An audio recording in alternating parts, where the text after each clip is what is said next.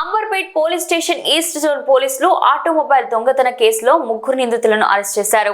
ఈ ఘటన అక్టోబర్ 7న అంబర్పేట్ ప్రేమ్ నగర్ లో చోటు చేసుకుంది.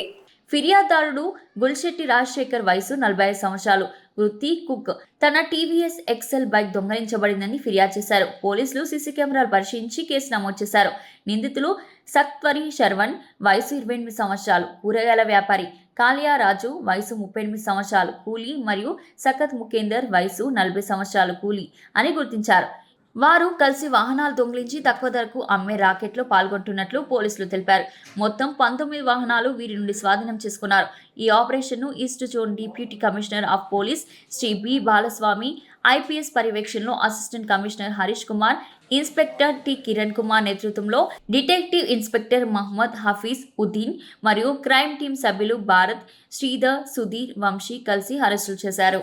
అండ్ ముఖేందర్ వీళ్ళు ఒకరు belongs to Bibi Nagar and another one belongs to Shamirpet. ఇంతకుముందు 2022లో కూడా వీళ్ళు కుషాయిగూడ అండ్ డైరెక్ట్ పిఎస్ పరిధిలో అరెస్ట్ అయి ఉన్నారు. ఈ శ్రావణ్ కూడా ఉప్పల్ పరిధిలోనే ఎక్కువగా బైక్స్ దొంగతనం చేయడం జరిగింది. ఇందులో చూస్తే మనకు ఓన్లీ మన అంబర్పేట్ పిఎస్కి లాస్ట్ మంత్ 7th అక్టోబర్కి ఒక కాంప్లైంట్ వచ్చింది. ఒక వర్తకుడు వచ్చేసి నా టీవీఎస్ ఎక్సెల్ ఎవరు దొంగతనం చేసినప్పుడు అని మనకు కాంప్లైంట్ ఇవ్వడం జరిగింది. అతని పేరు రాజశేఖర్. ఈ రాజశేఖర్ ఇచ్చినటువంటి కాంప్లైంట్ ప్రకారం మనం కేసు రిజిస్టర్ చేసి ఇన్వెస్టిగేషన్ చేస్తే మనకు దాదాపు ఈ దొంగతనం చేసినటువంటి ఈ శ్రావణ్ 19 బైక్స్ దొంగతనం చేసి డిస్పోజ్ చేసిందని తెలిసింది. సో దీనికి సంబంధించి 19 బైక్స్ కూడా మనం రికవర్ చేసినాము. ఇందులో మనకు సంబంధించింది హైదరాబాద్కి సంబంధించింది అంబర్పేట్లో ఒక కేసు రిజిస్టర్ అయినది, కాచిగూడలో ఒకటి, చక్రనాకలో ఒకటి.